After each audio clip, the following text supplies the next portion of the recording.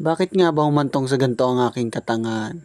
Pero una sa lahat, maraming salamat po pala sa health center dito sa aming barangay, sa munting barangay ng Padre Burgos, dahil sa napakabilis niyong aksyon. So balik na tayo sa aking katangahan. Montage ko lang kunwari, kala mo matatapos. Ayun nga pala gar, tabing kalsada pala kami. Kaya kitang kita yung kalat namin. Kaya nga lilinisin ko eh. Ayun oh, dami pa niyan oh. Tatabasan ko lahat yan oh. 3 days lang pala yung bakasyon ko. Yari na ako dyan. So bago ka magtabas, kailangan mo na mag-outfit check kasi Makati. Baka rinig nyo yung natawla aso namin yun. Sa mga magtatanong bakit 3 days lang yung bakasyon ko halos 1 buwan dapat. So nagpa-part-time kasi ako sa school namin. Yun yung sa Kalahi, yung part-time sa mga opisina sa school. Ay, ingay ng aso namin, nahanap yan oh. Lakulit.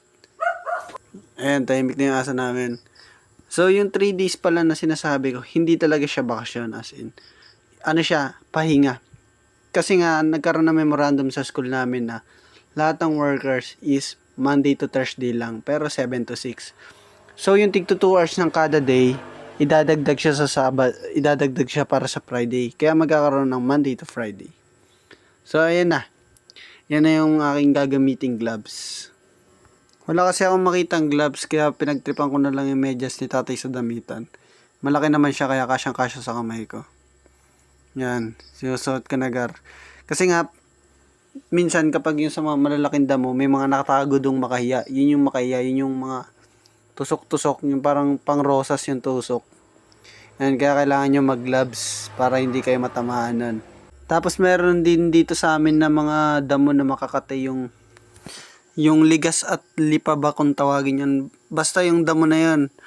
Pag yun tinamaan ka o kaya napadikit sa'yo gar, kahit anong ligo mo, hindi mo yung matatanggal. Ayan o, lalabas pa ng itak ko. May itak ka mamaya. Makulit ka nila lang ha. So ayan gar o. Ano yan, tabas na talaga yan. Pinutol ko na. Wala lang, para ma-video lang. Ayan o, mga putol na. Asangan na yan o. Tapos higitin na lang talaga yan. Ayan o. Wala pala akong ano dyan gar, bota, kaya nakachinelas lang ako, wala akong mahanap na bota eh. Trippings ko lang kaya ako nagtabas eh. Paputol-putol pa oh, putol yung ilong mo mamaya. Yan. Ayun, yan yung mga natabas ko na. Marami talaga yan gar. Ano yan, hanggang likod yan, tatabasan ko yan. Babawasan ko lang naman, di ko siya sa side yan. So, kaya hindi kayo natapos dahil dun nga sa sako na nalaglag sa akin yung itak. Antabi nila kayo para sa part 2.